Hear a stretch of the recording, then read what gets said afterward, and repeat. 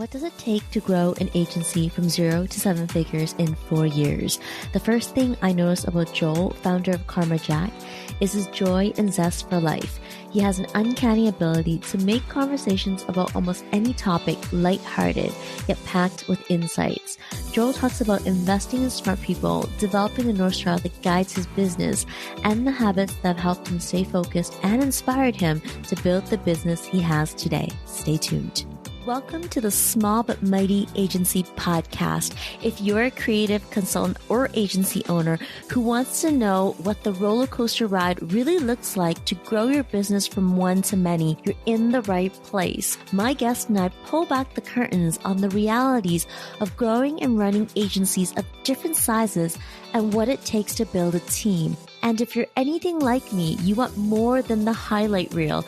You want to learn from the mistakes of others so that you can stop short of making the same mistakes. I'm your host, Audrey Joy Kwan. I spend my days as a coach and consultant to multiple 6- and 7-figure agency owners. For the last 7 years, I've been behind the scenes helping people grow, lead, and operate small but mighty agencies. Here at the Small But Mighty Agency Podcast, we'll uncover what works and, equally as important, what didn't work to get these business owners to where they are today.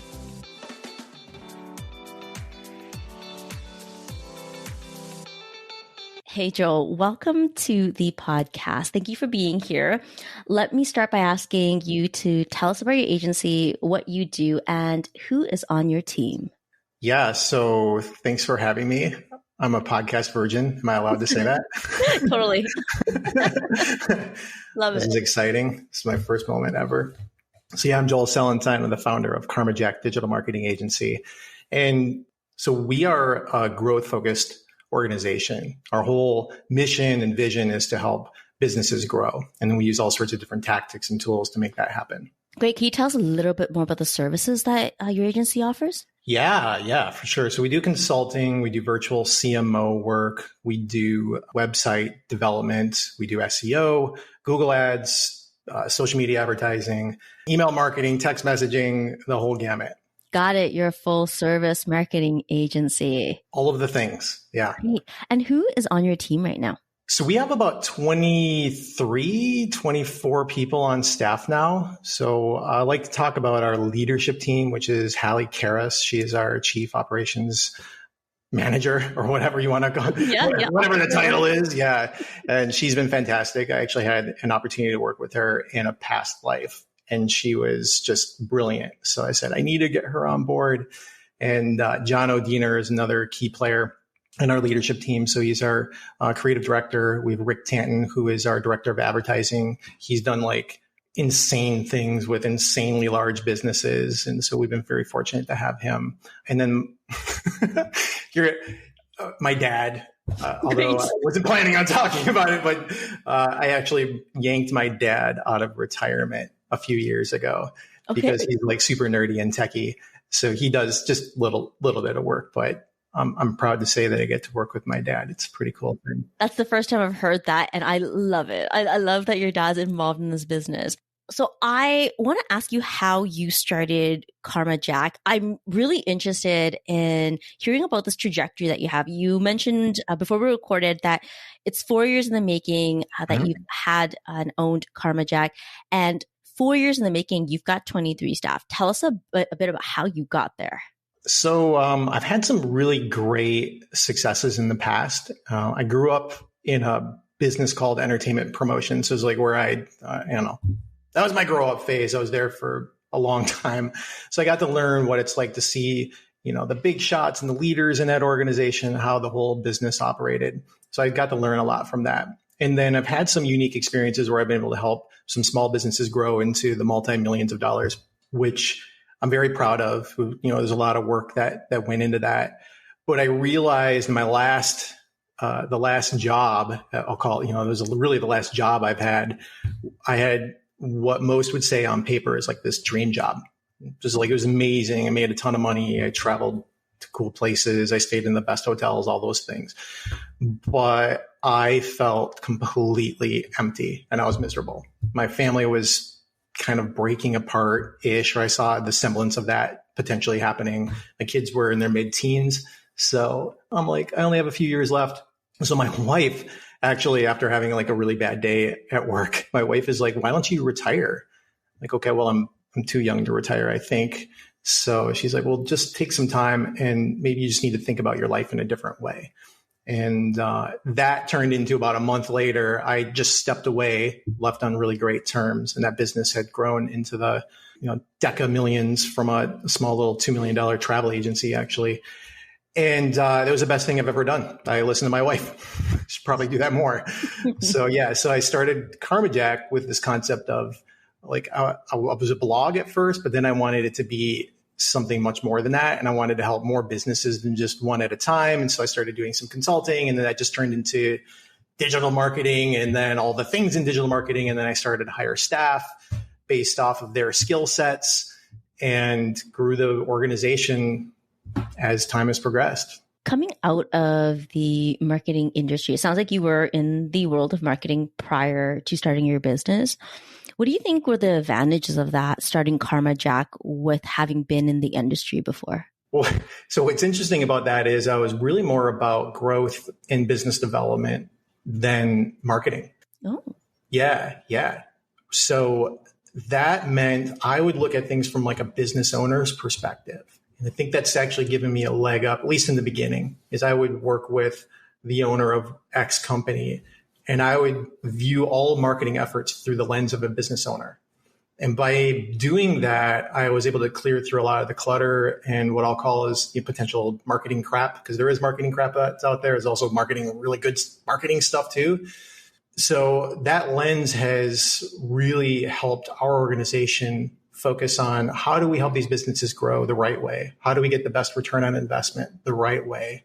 And that has been kind of like a driving force within our organization. So I personally don't settle for less. If one of our clients spends 20 grand in a month on whatever ad platform, in my heart, like we have to make sure that they get the best return on their ad spend and get the best results. And that has infiltrated within the culture of our organization. So everybody cares very much about how our clients are investing their money or how they're spending their money.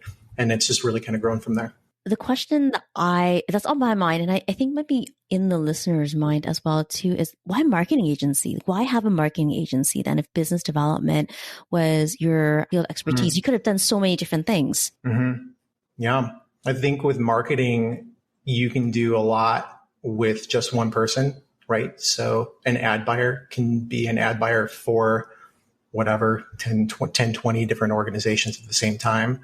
But one salesperson or one business development person or what have you would probably struggle with anything more than just one company at a time. And so I think I saw the scalable level within the marketing world.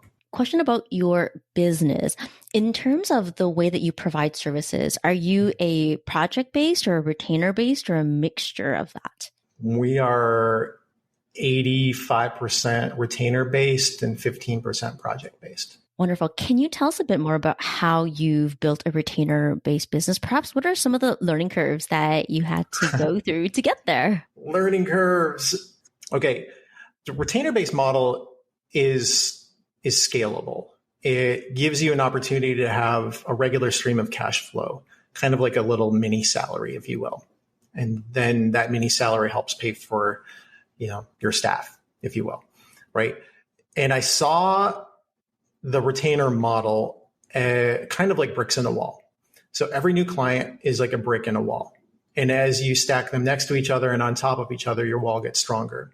And you have an opportunity to be a stronger organization because your revenues are consistent, which means that you can hire at a consistent level. You can hire the right type of talent at a consistent level. And you don't have to worry about, oh man, is this $15,000 website job? Are they going to pay their bill?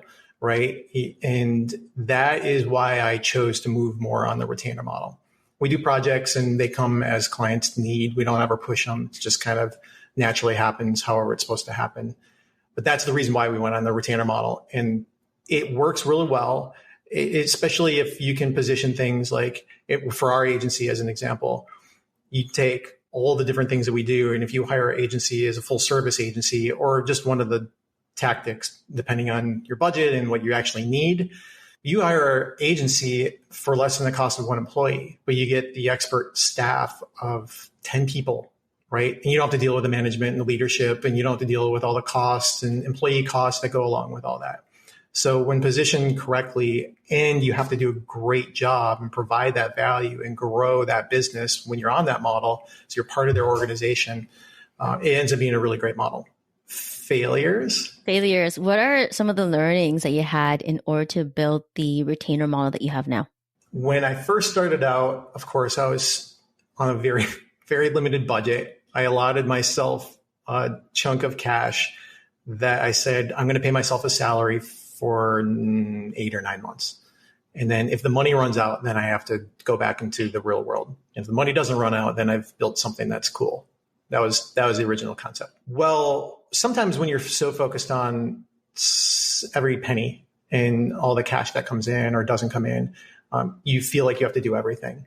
So in the beginning, because I felt like I needed to do everything, because I didn't want to pay anybody to do anything, because every dollar that came needed to be 100% profit so I could kind of like get this thing down the road, that ended up being a big challenge where I eventually had to let go of what I was worst at. And then as time progressed, continue to peel away these layers of things I'm not good at, which means that you have to look at your performance on what you do and say, am I good or am I bad at this? And if you're bad at it, that's the first thing you need to get rid of and hire somebody else who's really good at those things instead. So a lot of what I've done is beating myself up over all the things I'm bad at. But really it's in relation to making sure that we bring somebody else on that's a superstar in that category. So you go from like, hey, I'm okay at this one thing, but this other person over here is really great at that one thing. So I need to peel this thing off, which creates more time for me, which means I can go out and get more clients or make a bigger impact on our current clients or what have you. And then that one individual can do their job and they can love it because that's a thing that they're great at. In terms of growth, business growth for you, has most of it been by word of mouth for your business, or are you the sales guy, which is your zone of genius, and you've been out there actively doing the sales and marketing for your business? Ooh, zone of genius. I love it. Yeah, zone of genius. Zero. I'm zero zone of genius. There's a lot of other people who are smart on our team though, so that's good. Yeah. So we have a lot of word of mouth. We had a lot of referrals because we do a great job. That's the first thing. We have to do a great job. And when you do a great job, good things tend to turn up, right? One client's going to say, hey, I'm meeting Bob. They love the work that you're doing and he wants to hire you too. Okay, cool. So we get a good chunk of business that way. But we actually follow our own practices and we do advertising and, we get organic traffic to our website. We get leads from Google Ads. We follow our practices and then we get business that way. We have a business development specialist. His name is Aaron. He was with me from very close to the beginning. He was really the first person I brought on board. So I actually kind of gave him a hug today, which might have been awkward for him, but it was kind of cool. Yeah. Yeah. So Aaron does our business development and then I'll get involved in like the bigger deals, but he does a great job. I'm really curious. What did your team look like in year one? So this is year 4, and you mentioned there are 23 people, and you've got a leadership team in play. So what did that look like in year 1 of your business? Year 1 was just me and John, who was doing website stuff. That was it. I think towards the end of year 1, I think that's about when Aaron came on. He was probably about 5 months in. And then maybe around 8 or 9 month mark, we had picked up a bunch of clients and I was just working around the clock, which is the exact opposite of one of the things I wanted to do. And I called my dad. I'm like, I just need some help. Can you just please help me? And that help ended up being what I needed. And then literally the second that I turned over all these things that I really wasn't great at anyways to him, which he loved because he was in retirement and I think he was bored out of his freaking mind. So he was like, yeah, please give me something to do. Right. So here I provided an opportunity for my dad to stretch his mind again. And also I gave away stuff that I'm not great at. And it was like the next week we picked up a chunk of clients. Literally, it was the skies align the second that I gave something away. And what I've learned over time is that happens over and over again. Every time I give something away that I'm doing and give it to someone else that's great at whatever it is that they do, things just naturally start to open up and business starts to fall in our lap, or a cool opportunity happens, or like being on this podcast. Thanks for the praise. And I think what you're saying is what a lot of business owners go through, this mindset change from seeing the act of bringing people into the business as a cost to being an investment. And without it, you wouldn't have grown so quickly. I do think that your zone of genius is finding great people. I do have a knack for seeing great talent, caring about that talent, and then making sure that I give the best opportunities for them to thrive. Did you know that I have a free team growth roadmap? Imagine if you didn't spend all day, every day in the weeds of running your business. That can mean more flexibility, more freedom, less overwhelm. I created the team growth roadmap to help my clients gain direction on the strategic systems and leadership actions for a streamlined business and a self-managing team to grow your business. Inside the roadmap, I share my compass method, an acronym for each step of the roadmap to get you out of the weeds of running your business and help you have a small but mighty team that gives you more freedom and flexibility. You can get all the details over at audreyjoykwan.com. That's AudreyJoykwan.com, or click the link in the show notes right there in your podcast app. Back to the show. There was something that I wanted to plug into that I think is important for other people to hear, whether they're an agency owner or not an agency owner. But this idea of having a business that is based on a North Star. So can you tell us about your North Star? What is a North Star and how did you find yours? The North Star is kind of by the Big Dipper in the sky. It sure is. It's the two, and then they point to the North Star. That's where the North Star is. North Star actually comes from John O'Dina. He's our creative director. He had spent a lot of time with me. We brought him on in December last year, early January this year. And man, what a great decision that was, bringing him on board. So he spent a ton of time with me, just picking my brain. And I continue to hear this whole North Star thing because I had this idea of giving scholarships to kids that are from low income areas or low income families. And he's like, okay, that's the North Star. What I didn't understand is he was picking up on a bunch of stuff that I was doing without realizing that I was doing it. So last summer, I was in a place where I'm like, wow, all my dreams have come true. I built this company. I don't even know how I did it. I just surrounded myself with people that are better at stuff and things than I am. Now what do I do? Because money's cool, but there's more to life than just money. And I just focused on understanding how can I make a difference in other people's lives.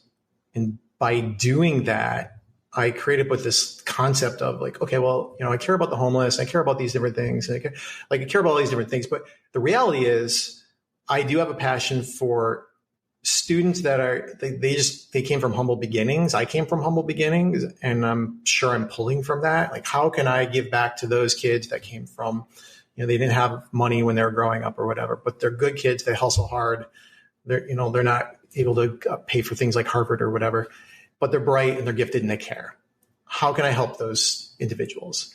So I was like, well, I'll do a paid intern program. I'm like, yeah, that's not enough. And people have this weird nose turn up on it. They hear intern. It's like you take advantage of people, which of course we don't.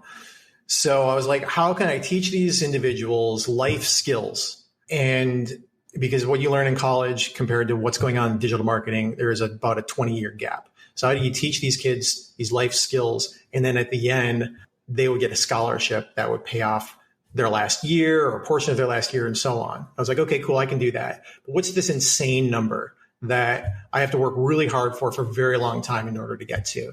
And that number is $1 million a year of scholarships to these kids. It would be about 250 students.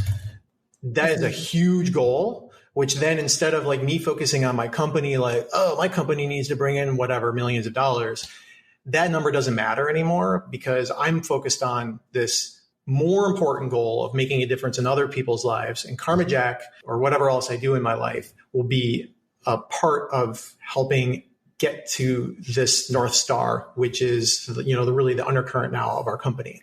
So all of our staff is like completely behind it because they see the difference. They get to work with these students. They're local. They get to work with them, teach them. These students get to learn real things. They get to work with like really cool. We've got some really cool clients. They get to do a lot of really fun things. And then at the end of this, they get a scholarship and it's like, that's it. That's what it's all about. So I guess that's the North Star, I guess, where it came from and how that is our current undercurrent with how our organization operates. It's like a mission, right? It's really the underlying mission in your business. And what I hear you say is that it's that mission that has really helped your organization thrive. In 4 years' time, you went from, like you mentioned, a overworked, overwhelmed solopreneur. We both talked about this before the podcast. Yeah, we don't know if we connect to that word because we don't really believe that anyone truly is a solopreneur, right. that everyone engages people to help them, right?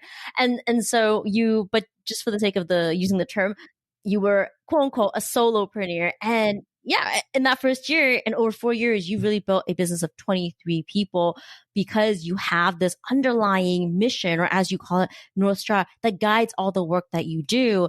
And for you, a new client isn't a new client for the sake of creating a higher bottom line for your business, but it plays into the community impact that you guys can have as a organization. Oh man, you're so good at that. Can I steal all that? That was great. I want to plug into, how do you work that into your bottom line? What does it look like when a new client comes in? Are you saying that percentage of the profit that comes into the door is assigned to scholarships? I haven't worked that out yet. So this year was our inaugural year, and we've got paid intern thing, and that's one model. It's kind of like two different things that we're blending together. And then as far as the scholarships are concerned, it's just a decision that my wife and I have been making. So I haven't quite figured out what that mathematical formula is, other than so we did 3 interns this year. Next year is 9, 27 the next year, 81 the next year. So that's how I plan on scaling it out. But I don't know how to connect it to clients and revenue because I haven't done that. And I don't talk about it with our clients. This is not something where I'm like, oh, by the way, if you hire us, we do this scholarship. It's like super personal to me and not a thing that I use for any type of whatever gaining clients or anything of the sort. We do have it on our website though, but okay, it's not I love what you just said. So you're saying that this isn't something that you take to a client and use it as a marketing or a sales tactic, right? And I think that's the sweet spot, right? That's when we know that it's truly, truly genuine, is that you have this underlying mission and it's not something that you go out and tell a client that you do as a marketing effort, but really you understand that the impact comes from just doing it. So it sounds like this is still fairly new in your business, identifying how you connect and weave that North Star into how you run the business. Yeah. Well, I came up with it last summer. Right? It was June 24th, 2020. I was like, like all the COVID stuff or whatever. And I'm just like, went out and got a coffee and I sat down in this red metal chair in some park in Detroit. Grand Circus Park is actually what it was. And I was like, I need to do just something bigger, better, whatever. And so I came up with this concept. I didn't even know how I was going to implement it, which I'm not the implementer in our company anyways. So I just talked to Hallie and she's like, oh, like, let's just do this and this. I'm like, that sounds great. Let's do that. But it was just a thing. So we're super young in this part of the scholarship, and the scholarship function is technically outside of Karma Jack. My wife and I are in the process of starting a foundation, and I want it to be self-funded. Like, it's not like one of those foundations where you're like, oh, like everybody donate here. A big part of my career in the past was in fundraising. I'm like, I don't need to do any more of that. So it's more about it's very personal. And I think that's where a lot of the passion comes from. But what's cool though is it is directly related to Karma Jack, as far as we bring people through this program and our staff gets to work with them. Our staff totally fell in love with these 3 kids. They're, at least two of them will be doing some, extra work on their last year of school, just kind of on the side with us, because we just want to help them out as much as we can. Thanks for sharing that. I think that it's okay to say that something is new and that you're still figuring it out. I think as business owners, that's the case for a lot of things. Totally. Yeah. Totally. Yeah. Okay, so what's working well in your business right now? I do think our staffing we've got great people. I think that just is working really well. I guess as I'm talking about this, it does seem like a lot of the focus on our company is actually on how do we bring the right people on to do the right type of work for our clients. So that's definitely going really well and has continued to go well. Can you share more about that? How do you find the right people to serve your clients? So we do, we'll do the job things and the Indeeds, or maybe we'll do some advertising for certain positions. But what I've learned is somehow I'll be especially for higher level positions, right? Leadership type positions. I'll be in a conversation with somebody and I just feel something.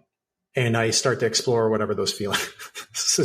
Let's talk about my feelings, right? So when I start to explore, like, hey, so how are things going at your job right now? And I'll just start digging deeper. Maybe I'm sensing some issues that they're having at their current jobs or what have you. And I'm a big believer in just focus on people's strengths. Like we all have tons of weaknesses, right? So if you just focus on their strengths, what are those strengths? So at the right time, in the right place, I've been able to have a conversation with an individual, focusing on what they're amazing at. And then somewhere or another, it just kind of works into, we bring them on board.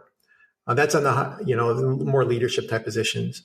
And then for our, ad buying staff, we'll get some referrals or, really the job boards and all those different things. We go through it, but it's really hard to find good people. You got to work hard at it. Yeah. I think most of us who own a marketing business and are building agencies know that it feels like the practice of hiring is something that is constant, that we're always keeping our eyes out for people who are great at what they do. And the best way to hire is not to hire in desperation, i.e. when you really need that person and are willing to settle, but more along the lines of just having those conversations, keeping people in mind, and when the need arises, pulling those conversations up. And like you mentioned, getting a feel for where people are at. Yeah, I agree.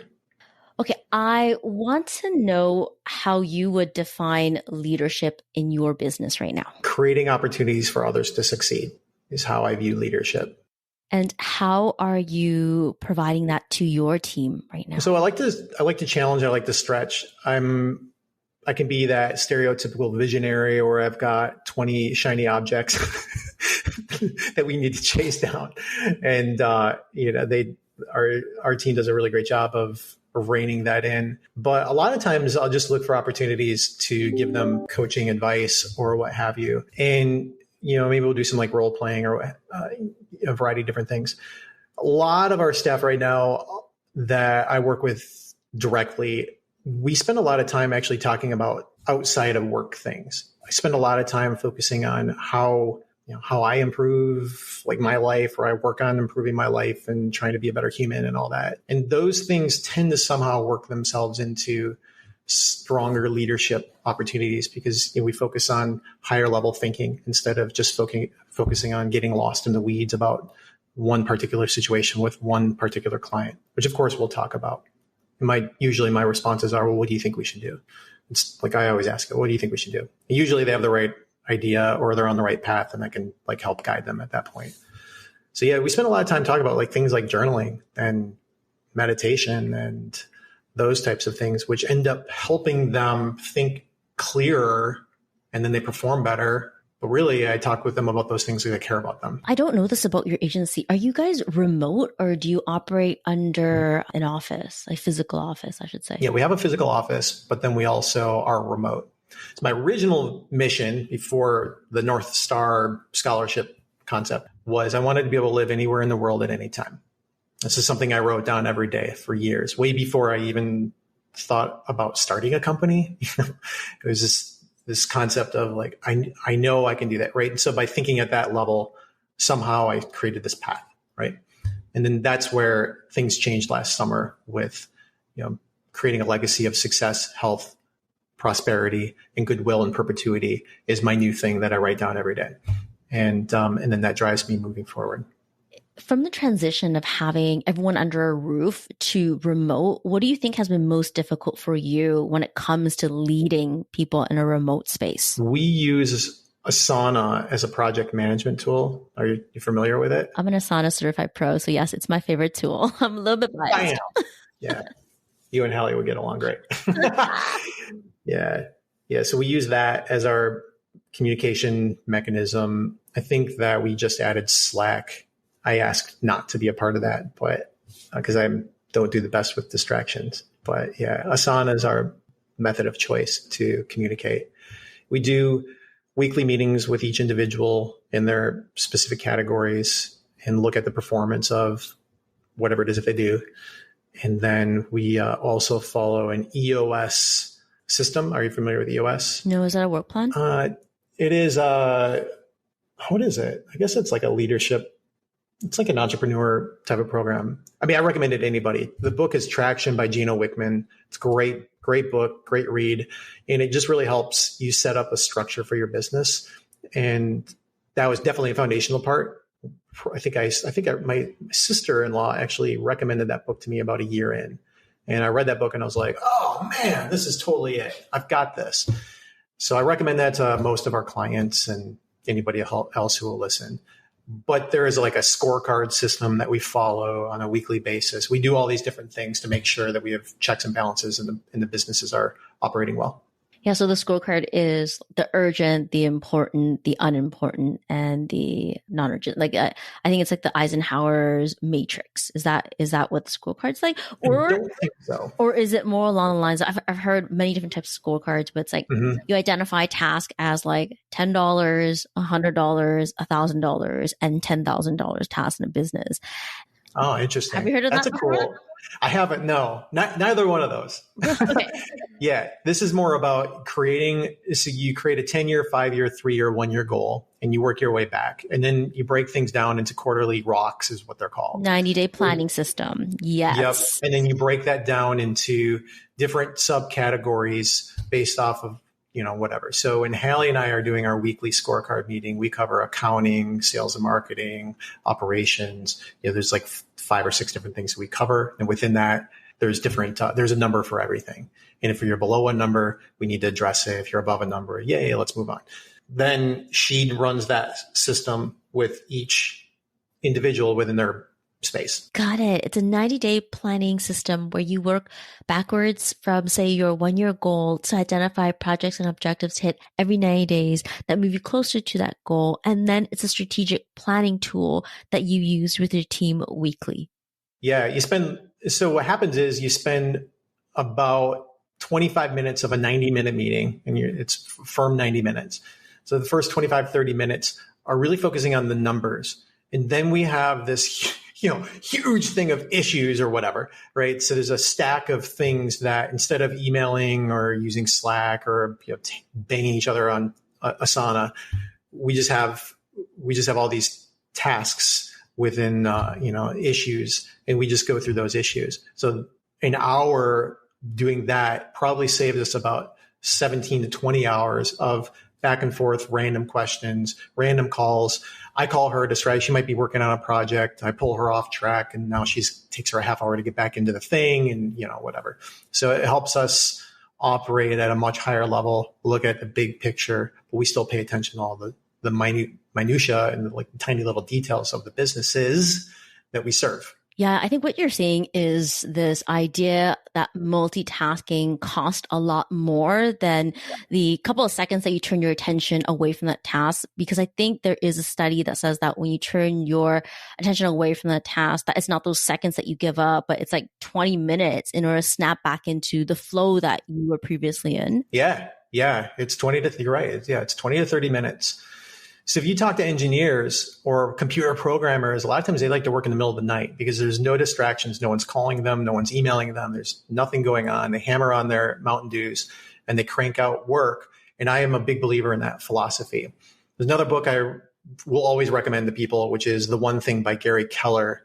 And he really talks about spend the first 4 hours of your day doing the most important things. Yeah. Where it's distracted free. So I hammer on stuff the first 3-4 hours of each one of my days And then I've got this like, basically it's like free time to play with work because I love what I do. So I get to like call people and whatever, like look at analytics or do whatever nerdy stuff I feel like doing at that time. I'm glad you said that. I actually love the 7 a.m. to the 9 a.m. mark of my day. Yeah.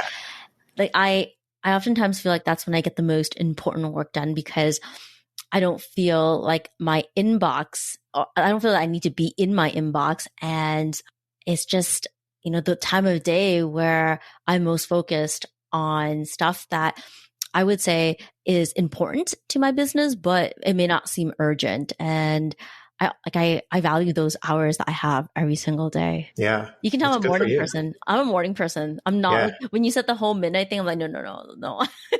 Definitely not my style. Yeah. Especially when I started, I would wake up at 4:00 in the morning every single day, but only having a couple clients. But what I did though, is I honed my skill during that period of time, every single day, like religiously. And I have a whole system that I follow, and I would do that. I realized later that I need more sleep. I was stressing myself out because I wasn't sleeping enough.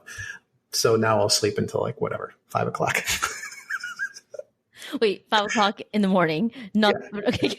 No, I'm not a night person. No, I'm definitely a morning person. Okay, so 5:00 is a good time. I find that I'm up usually at 5, but I don't hit the work. When I say work, it's more like things that are passion projects from like 7 to 9, the things that really inspire me. But I am up early, but I don't work at 5 a.m. I do have a routine myself. So one of the things that I do is I run. That's kind of like the thing that I have to do. And running is like a running meditation for me. And without that, I'm just not the same person. I don't know if it's the same for you. Like, is that when you say you have kind of this routine, what does yours look like? Oh man, you don't even want to know. Are you sure? All right, you open the door, we'll go through it.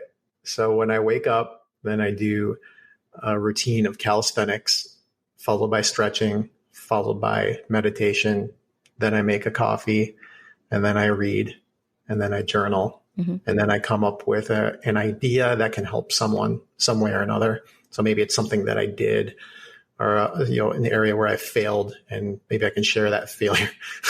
It's a little riddled with failure. So I can share all those failures with people and help them be better. And then when I do that, then I'm learning Spanish extremely slowly, but I'll go through this little app that I do, and then I get ready for work, and then I walk to work, and then I listen to a book on audiobook and pick up garbage on the way to get to work, and then I reward myself with a kale protein powder shake. It's chocolate. It's delicious. It's delicious. Yeah. That's my morning routine. Thank you for sharing that. I think there's a lot of people out there who are actually really interested in hearing how other leaders run their mornings. And I think that's because when we own a business that is an agency model, there could be a lot of things going on in a given day, and having something in the morning that helps us really get focused and tuned into us and remind us why we're here, I think that helps in building a business. Yeah, for sure. Yeah. So if you understand the concept of habit and building positive habits, and you do the same positive habit every single day, you get really strong without even realizing it. It doesn't even take that long. It's about 66 days to develop a good habit. And then you start stacking those habits on top of each other, similar to how you would stack retainer clients on top of each other, right? So you start to build a wall of success for your personal life. That's a concept that I've been living by now for a good 5 years, and it's made remarkable differences in my life. I was going to ask you, have you read the book Atomic Habits? Yes. Yeah. So it sounds like you live by that ideas in that book. Building these atomic habits over time creates gigantic success. Yeah. There's so many interesting things about habit building. I suppose it might sound really boring, but I'm fascinated by it. For instance, there's a trigger and a reward, and then the stuff in between. And if you start a habit, your brain activity jumps up a little bit, but then once you're in the process of the habit, you're not thinking at all. You're just doing the thing because you've conditioned yourself. So what you're doing is you're reducing your brain power the more habit-based things that you do, you're reducing your brain power over that period. And then with the reward, there's a little bump in your mental activity as well. So then we start stacking and looping these habits together. You create this foundation where you're not actually thinking very much, but you're doing so much more than the average person. It's a fascinating concept that I'm so on a mission right now that like, what is the ultimate habit loop? I'm such a I was going to ask you if you could share an example of how you continue to nurture your leadership skills. And it sounds like you answered that. It sounds like nurturing your habits has been an ultimate way for you to build up your leadership skills. Yeah. So I read, right? So one of my, I think it's 27 habits in the morning. And then I have an afternoon and I also have an evening routine. The reading and also journaling and practicing gratitude. So part of my journaling, I'll write 3 things I'm grateful for every day. And I have a prime and then I have a mission, right? And then I write whatever is on my mind. So all of these things have a cumulative effect of stronger leadership. I am way more calm now than I was 10 years ago. So when there's a difficult, stressful situation, I'm going to handle it significantly different today as I would have 10 years ago or even 5 years ago, for sure. So that's helpful. The books I read tend to be focused more on leadership, helping other people, et cetera. And they all really start to blend in when you get down to it. So that's like a self-educational situation. And then the audiobook is just another way to continue to teach myself. I did feel about 6 months ago that I needed to I felt kind of lonely a little bit, like in the leadership space. And I talked to this super business dude. His name is Joe Corus, and he is like my ultimate hero. He's done like some amazing things in his career. He has been very, very kind with his time. So I will periodically, with my tail beneath my leg, I don't know why, but I'm always like, can you please spend some time with me and give me an hour? And he'll sit down with me and we'll have a coffee, and it's fantastic. So I do have an opportunity to talk to, whatever. I don't super businessy people that have done amazing things in their career. And I think I'm at that place now where I'm starting to enjoy seeking out people that have gone through way more experiences than me so I can learn from there. And then I like to apply those things to our staff. Mentorship. That's the key word. Throughout the years that I've owned my business, and even when I was working a job, a 9-to-5, that's the one thing that I've always known has been important to me too. And that is having a mentor that can look at the things that I'm doing or going through and speak candidly about them. There's so much value in that. Trusting, first of all, a mentor is someone you trust. So the information they give you, even sometimes it's hard information to take, you take it and you're like, okay, let me go back. And even though it's a little hard for me to swallow right now, let me think about it. Right? Yeah. And I think that's where change happens, is when we're able to have someone speak the hard things into our lives. Who's your mentor?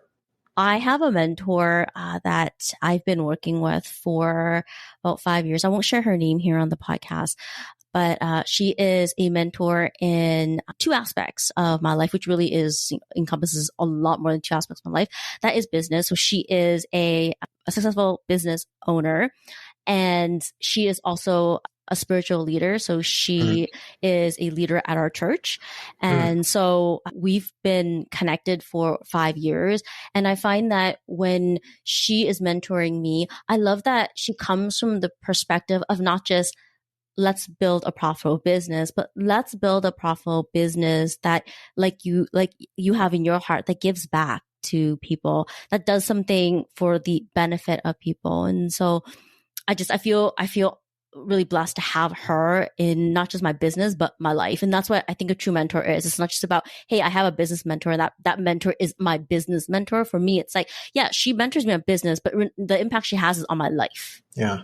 That sounds really good. Yeah, she's amazing. Joel, I want to ask you one last question. Actually, this is the second to last question, but before we jump into the last question, what keeps you inspired and at your very best right now? I have apparently I talk a lot about failure, but I have a very sincere fear of failure, which ends up being like a big driver. And then also I really want my wife and kids to be proud of the man that I am. Those 2 things tend to keep me centered and focused. And where can people find you? Yeah, well, on this podcast, this is the best, right? On this podcast. And do you have a website or social media handles that you want to share? Probably. I think LinkedIn is probably the best place to see me. LinkedIn.com/ I will find your LinkedIn. I think. Yeah. I will find your LinkedIn link and I'll put it in the show notes. Yeah. Thank you so much, Joel, for joining us today. This has been amazing. Thanks for allowing me to have a great Virgin podcast experience. Thank you. Thanks for listening to the Small But Mighty Agency podcast. If you enjoyed this episode, please leave a review on iTunes. It would mean the world to me.